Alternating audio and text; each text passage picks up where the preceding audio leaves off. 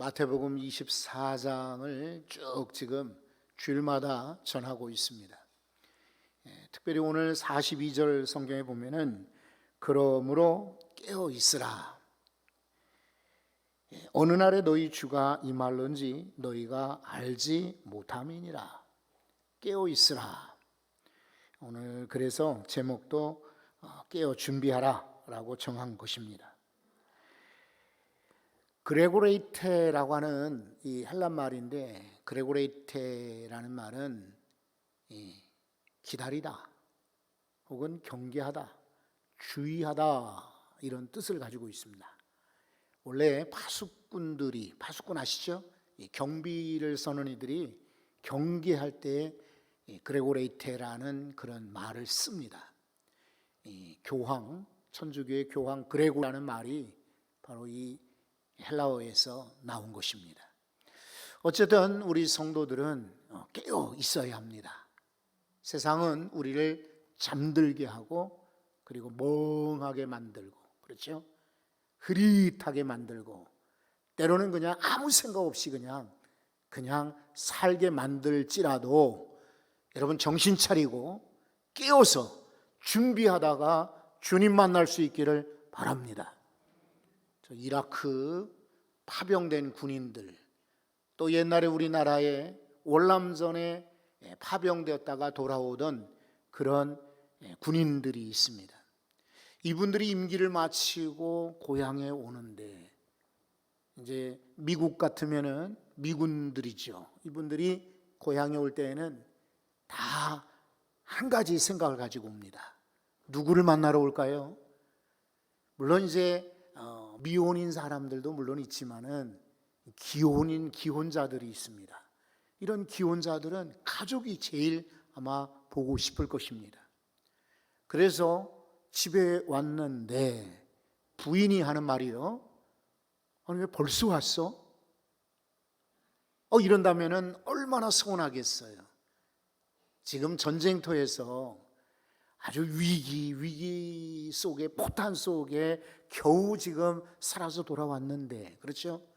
그래서 월남전에 갔다 온 이들도 고엽제라든지 질병들을 많이 갖고 있습니다. 그리고 실제로 총을 쏴서 적을 죽였다, 이런 경우에는 이 트라우마가 심합니다. 그래서 정신적 위기를 겪는 이들이 참 많이 있습니다. 미국에서는 그런 제대 군인들, 파병 군인들이요, 돌아와서 총기 사건을 일으키고 자살을 하는 그런 일들이 참 많아서 문제가 되고 있습니다. 그러니까 얼마나 긴장 속에 조마조마하면서 전쟁터에서 시간을 보내겠어요. 근데 막상 집에 와 보니까 식구들이, 아빠 왜 왔어? 당신 왜 벌써 왔어? 만약에 그런다면은 그 당사자들 마음이 얼마나 서운하겠어요. 여러분, 우리 가족들은 성도를 의미해요. 파병된 군인들, 예수님이 다시 오시는 거와 비유할 수가 있어요. 예수님이 다시 오실 때 와 끌어안고 환영하고 반갑게 자기 아버지나 자기 남편을 맞이하듯이, 여러분 성도들은 주님이 재림하실 때에 기다렸다는 듯이, 그리고 반갑게 맞이해야 될 줄로 압니다. 그런데 실제로는 그날과 그때 그 시간을 아무도 모르는 거예요. 그래 오늘 36절의 성경을 한번 보시오. 그러나 그날과 그때는 아무도 모르나니 하늘의 천사들도 모르고 그리고 아들도 모르고 오직 누구만 하신다고 그랬어요? 아버지만 하시느니라. 갑자기 오신다는 거예요.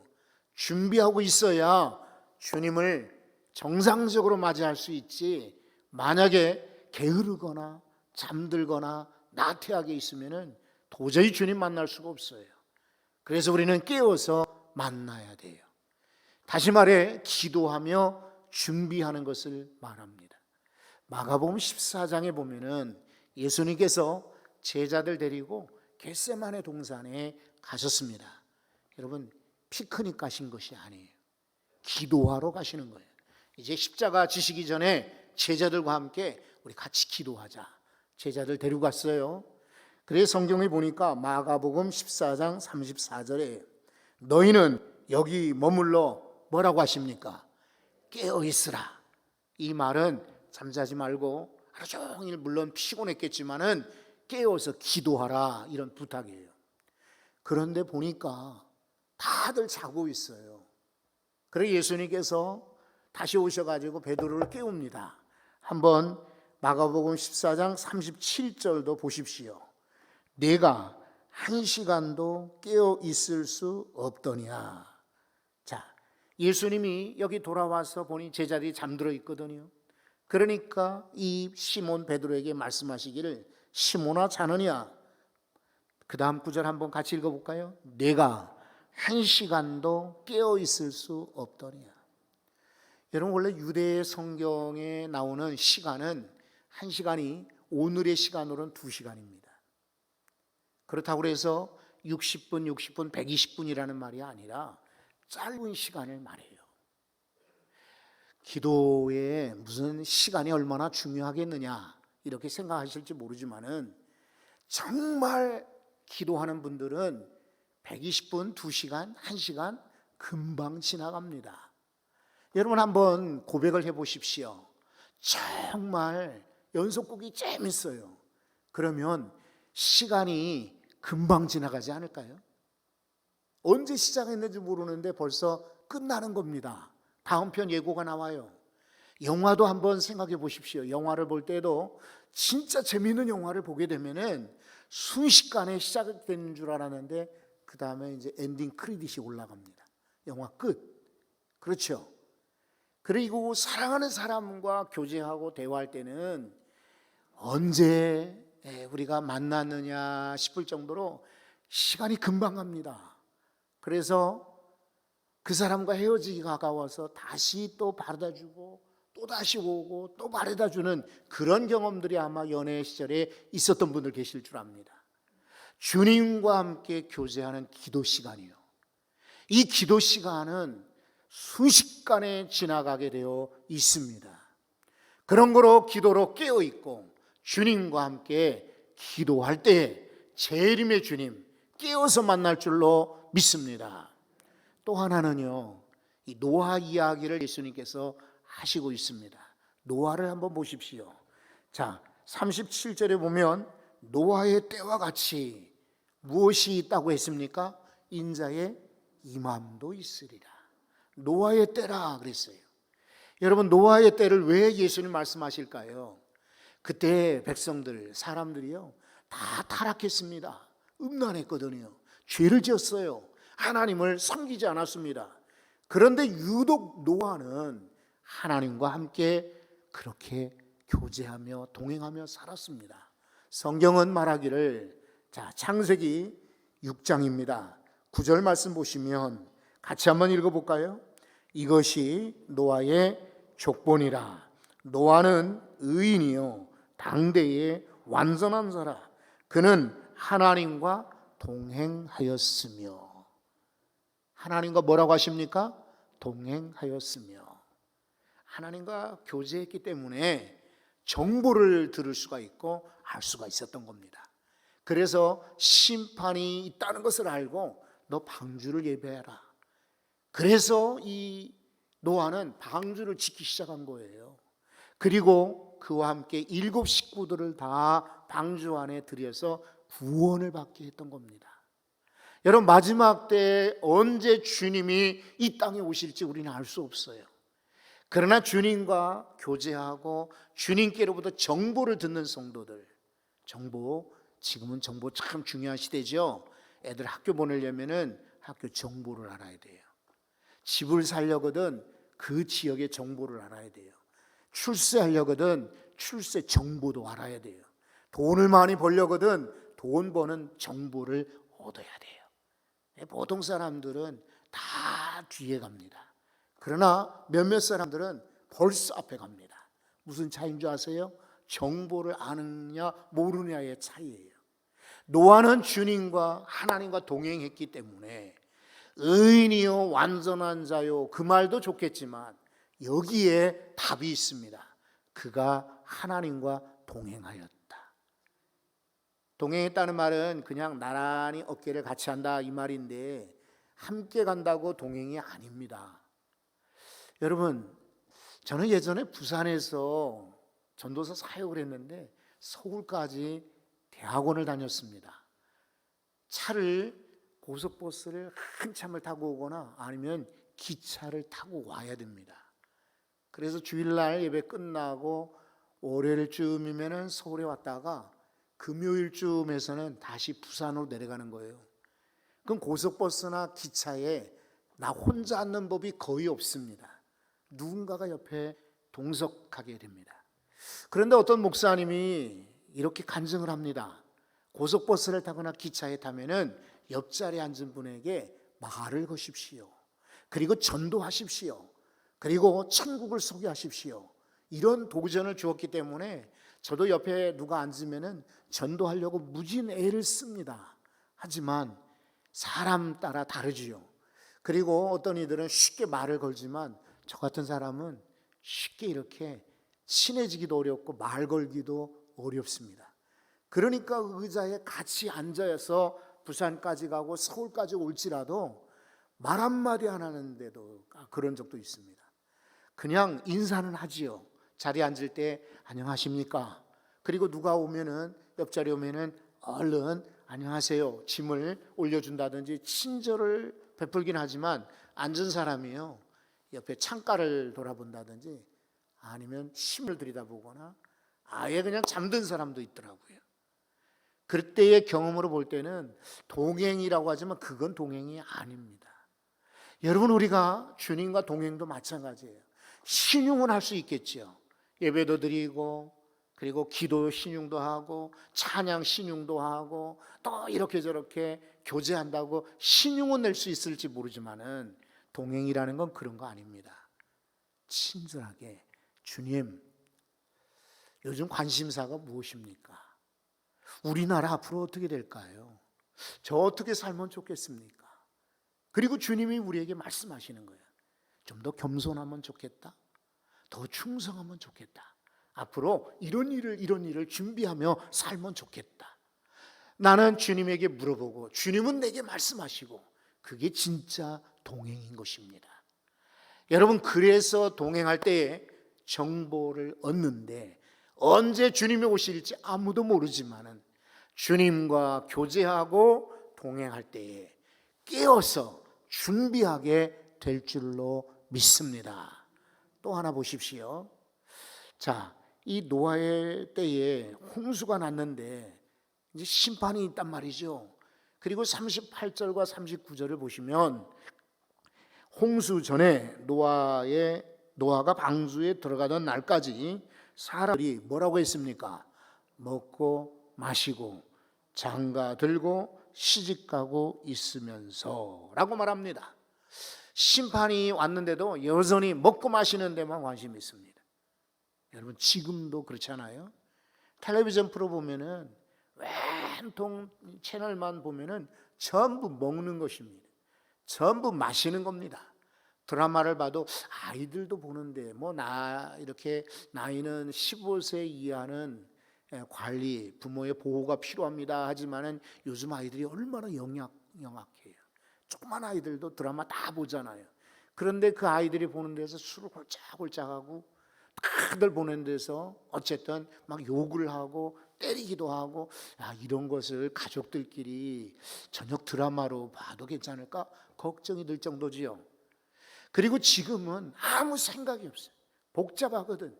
그리고 스트레스 받을까 그냥 대리만족으로 저 사람들이 먹는 거 좋다.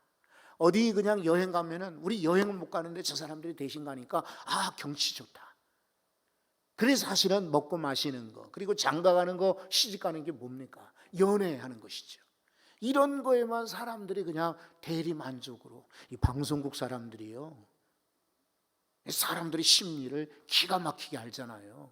그래서 지금 사람들이 뭘 원하는지를 아니까 그런 방송들을 보여주는 거예요. 사람들이 노아의 때와 같이 지금은 중요한 생각도, 복잡한 생각도, 까다로운 생각도, 어려운 생각도 하려고 하지 않습니다.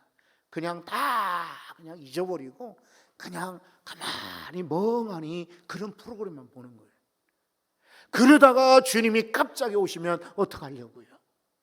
여러분 성경을 한번 보십시오. 39절도 홍수가 나서 그들을 다 멸하기까지 뭐라고 하십니까? 깨닫지 못하였으니 인자의 임함도 이와 같으리라. 사실은 제일 무서운 게 뭐냐면 무감각입니다.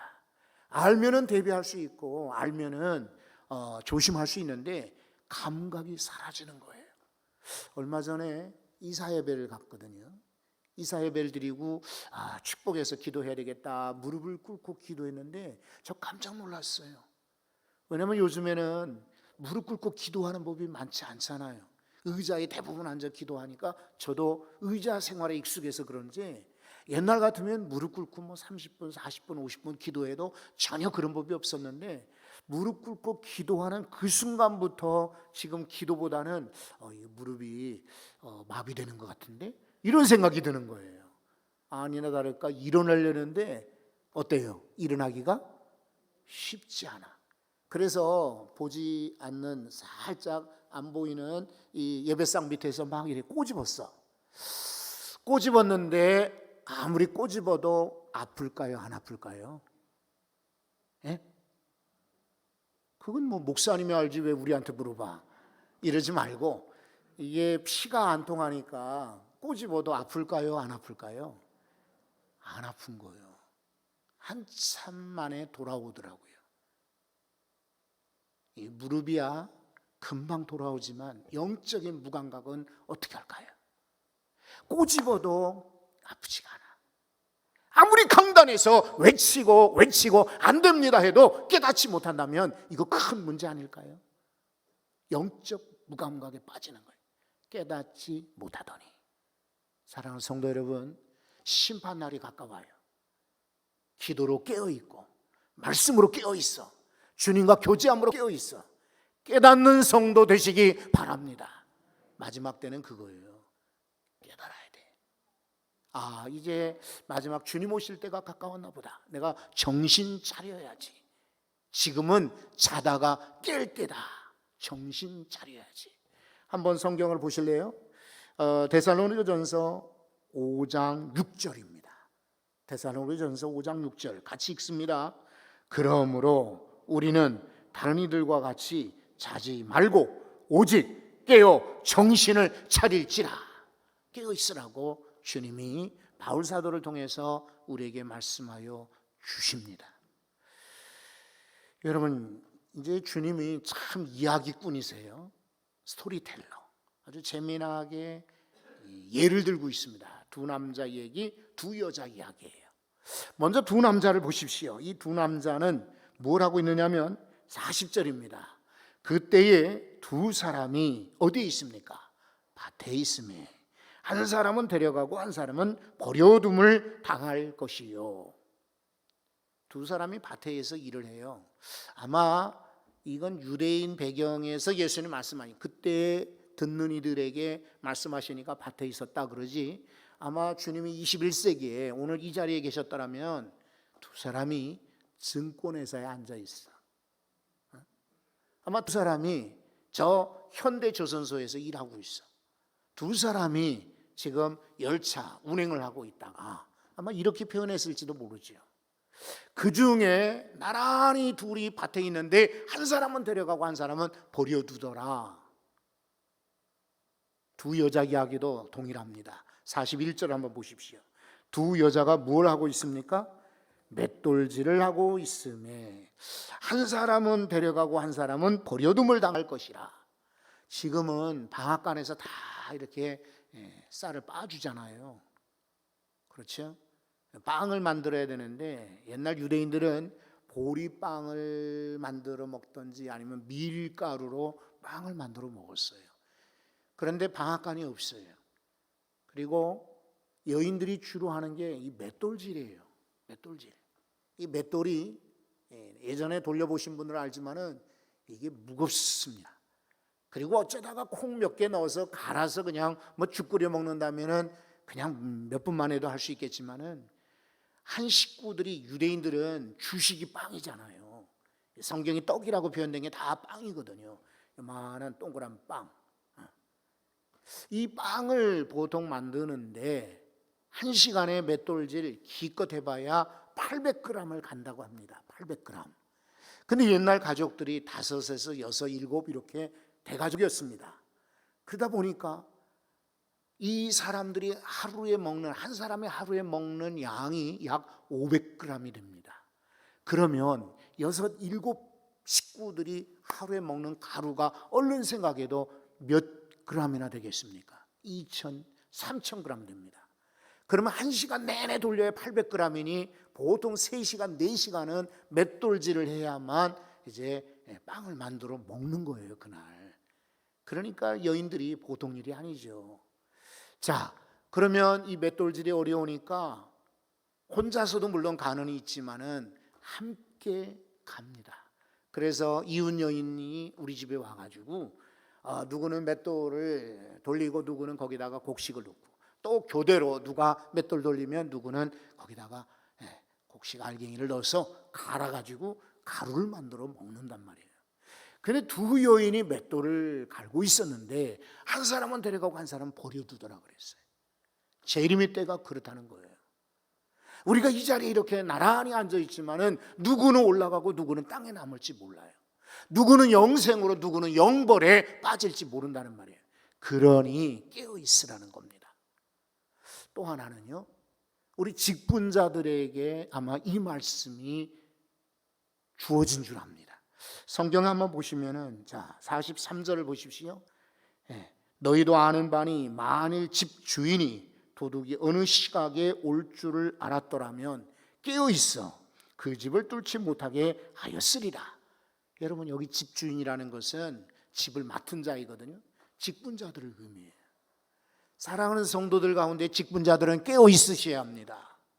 그래서 누군가 어려운 일을 당하고 누군가 넘어질 때에 여러분 건져주는 깨어있는 이들이 되시기 바라요. 제가 신학생 시절에 우리 그 친구가 경기도 의왕에 교회를 개척을 했습니다. 그분은 저보다 한 7, 8 아마 이렇게 나이가 많은 분이에요. 먼저 신학교를 다닐 때 개척을 했어요. 그래 이제 최 선생 나를 부르는 거예요. 우리 교회 와가지고 학생회 어린이 주일학교가 있는데 여름에 부흥회를 열어주면 좋겠네 부탁을 하는 것입니다. 그래서 우리 교회 그때 대신교회를 제가 다녔어요. 저 고척동 저 동양공전 뒤에. 그 이제 우리 1년 선배인 막 이렇게 군대에서 전역을 하고 온 전도사님하고 저하고 둘이 그 교회를 갔습니다. 지금은 거기가 평촌 신도시가 되었습니다마는 그 신도시 앞에 있는 이 개원대학쯤으로 제가 기억을 해요. 지금 바뀌어가지고 거기 개원대학교가 되었는데 어쨌든 그때는 시골을 했어요.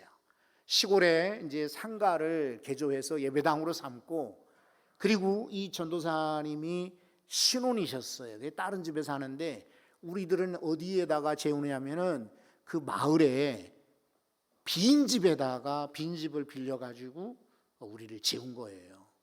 그리고 이제 아침부터 저녁까지 성경학교 어린이 부흥회를 하고 들어와 쉬는 겁니다. 시골 교회는 대부분 그랬잖아요. 그래 이제 둘째 날쯤 되었나? 밤에 이제 들어와가지고 피곤해서 골아 떨어졌는데 그 다음날 아침에 어린이 부흥회 새벽에도 어린이 부흥회가 있습니다. 그런데 우리가 강사 숙소 그 시골집에서 나가질 않으니까 누군가가 부르러 왔습니다. 그 교회 여선생님입니다. 와가지고 왜 이 전도사님들이 신학생들이 왜 안 오나 그리고는 두드렸겠지요. 그래 문 열고 보니까 둘 다 엎어져 있더랍니다. 한 사람은 막 거품을 물고 한 사람은 그 문까지 어쩌긴 기어와가지고는 엎어져 있더라는 거예요. 그러니 깜짝 놀랐겠죠. 그래가지고 막 전도사님 부르고 마을 사람들 불러가지고 우리를 병원으로 데려간 거예요. 그 알고 보니까 이 집이 비어있는 집인데 그때 좀 추웠던가 봐요. 그러니까 전도사님이 생각고 연탄을 띄웠어요.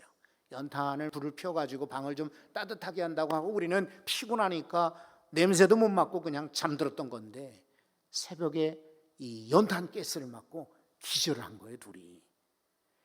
만약에 그 선생님, 제가 정말 이렇게 설교하면서도 부끄럽게 미안하게 생각하는 것은, 그래도 그분 이름이라도 알고 있었어야 되는데, 고맙다고 했어야 되는데 그때는 철이 없어 그런지 몰랐어요. 그 선생님이 만약에 깨우러 오지 않았더라면 여러분, 저는 이 자리에 없을 겁니다. 저랑 같이 갔던 그 선배 전도사님은 그 후에 잘 성장해서 태국에 선교사로 가셨고 은퇴하신 분입니다. 아주 대단한 사역을 했습니다. 그러나 그 젊은 시절에 그분이 깨우지 않았더라면 그 사람도 죽고 저도 아마 죽었을 겁니다. 직분자들은 그런 거예요. 깨우는 자가 되셔야 돼요. 많은 성도들이 주님이 오실지 모르고 지금 잠들어 있어요. 사명도 잃어버리고 잠들어 있어요. 자신들의 역할도 잃어버리고 잠들어 있다면, 사랑하는 성도 여러분, 여러분이 깨우는 사람들 되십시오. 식구들 깨우고, 이웃들 깨우고, 성도들 깨워서 우리 주님 만납시다 소개하는 복된 성도들 되시기 바랍니다. 거룩하신 하나님, 오늘